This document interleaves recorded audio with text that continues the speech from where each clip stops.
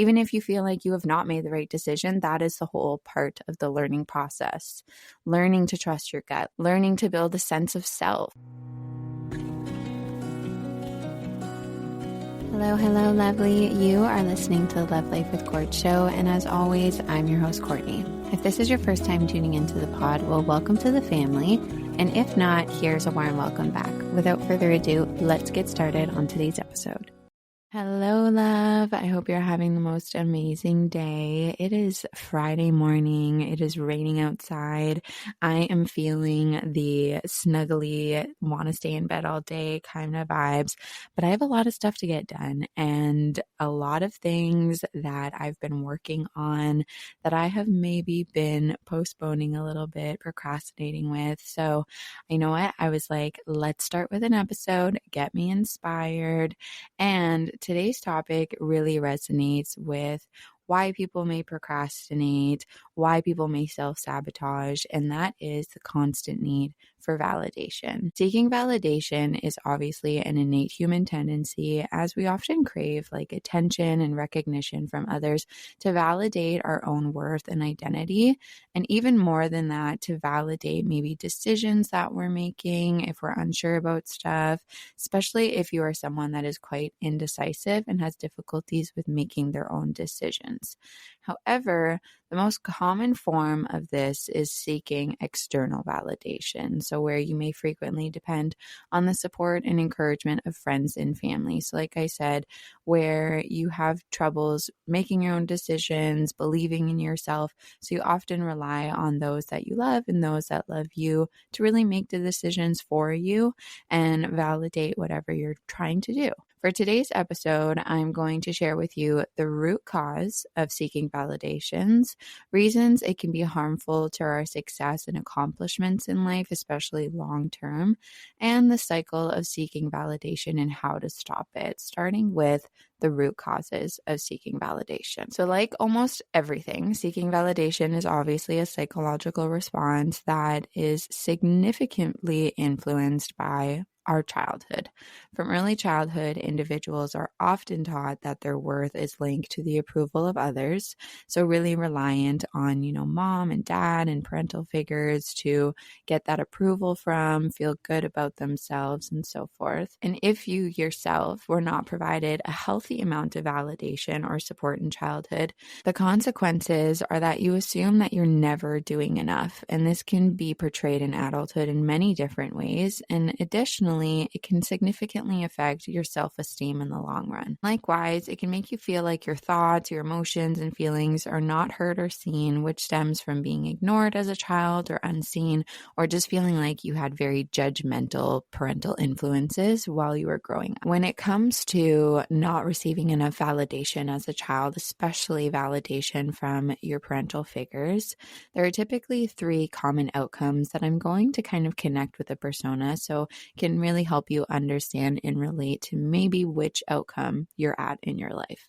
And the first one is Elena. Elena always excelled in school. She was driven by an intense need to be the best. Growing up, her parents never praised her efforts, only pointing out her mistakes. And as an adult, she's a very successful corporate lawyer, but she works late into the night. She's terrified of making even the slightest error.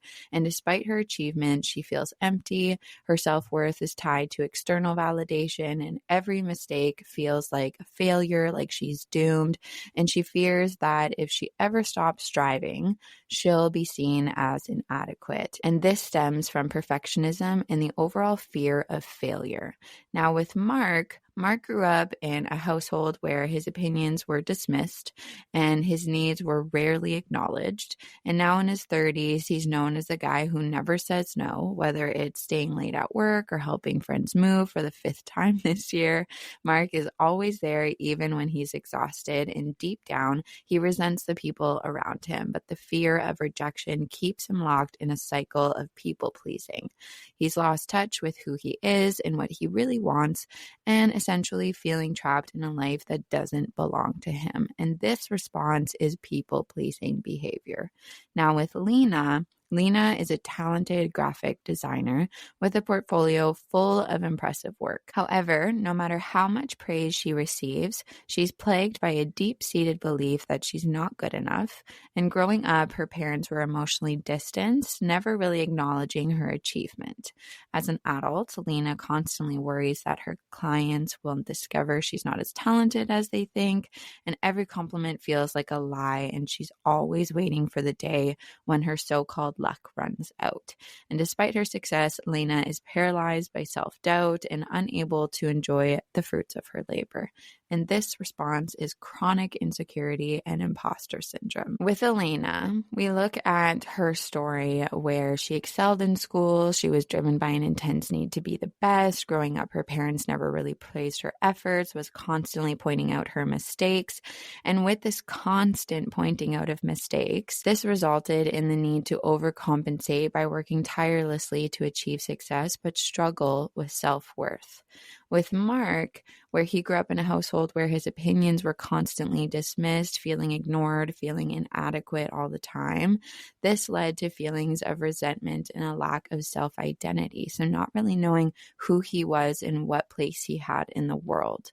With Lena, on the other hand, she was a talented graphic designer. However, no matter how much praise she received, she plagued by a deep-seated belief that she was not good enough. And growing up, her parents were very emotionally distant, constantly feeling like she was being ignored and unseen, having constant doubts in terms of her abilities and feeling like a fraud, even in the areas where she excelled in and was obviously quite competent. Now, if you're at the point of your life where you are starting to reflect and seeing that you do have a constant need for validation, I'm sure one of these personas do resonate with you.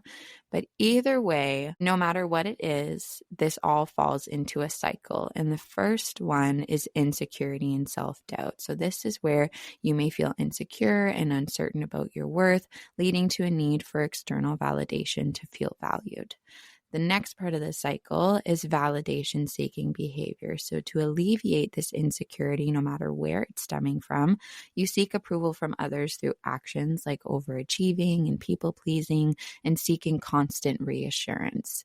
The next part of this cycle, number 3, is temporary relief. So receiving this validation provides a brief relief and a temporary boost in your self-esteem, but it doesn't really last. So it creates this chronic need for validation. And number 4 of this cycle is an increased dependence on external validation. So really, the more validation you're getting, the more that you need. So as insecurity returns, you become more reliant on external validation and deepening your need for approval, especially needing the validations to the ones that give it to you quite easily. And this can cause validation fatigue on the other end as well, and resentment on the other end, as maybe your loved ones just feel like you're not that confident and you constantly need that validation and they don't know how to give that to you anymore. Number 5 of this cycle is the reinforcement of the cycle. So the continuous pursuit to validation, which reinforcing the belief that your worth depends on the other's opinions and perpetuating this constant cycle, falling into self-doubt and feeling insecure and then needing that validation, getting the temporary relief, and then increased dependency. Then you have the reinforcement. And then the last part of the cycle is that negative consequence. So this cycle can lead to a loss of self-identity and burnout and strained relationships, and even chronic anxiety or depression. Now, how to break this cycle?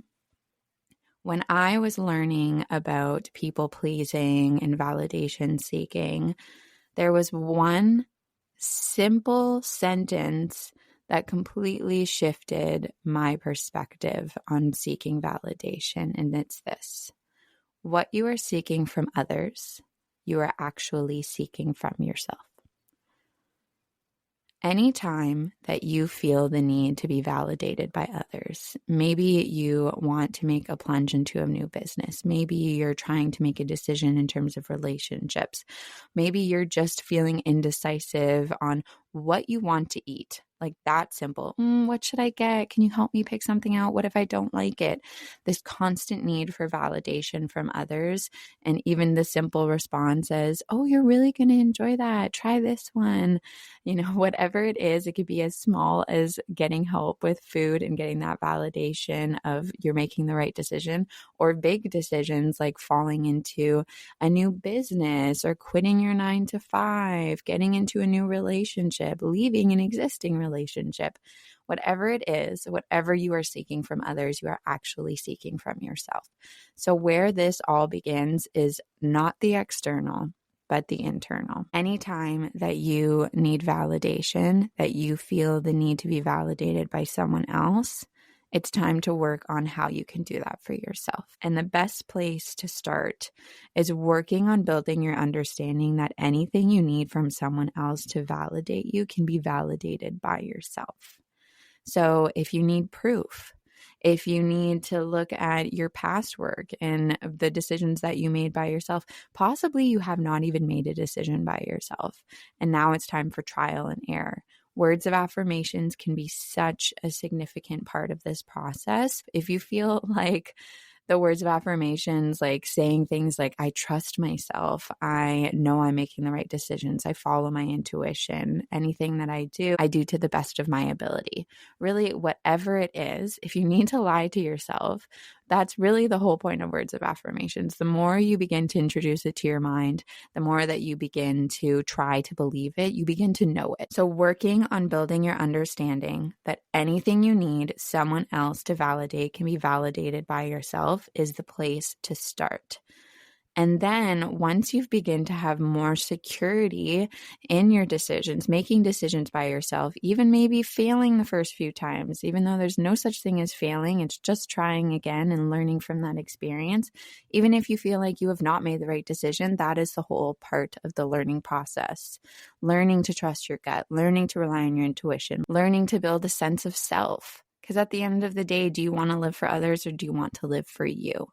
And another great part where you can start is self-love, because if you are constantly seeking this validation, there's very little self-worth behind that. You feel like the decisions that you make are not the right ones.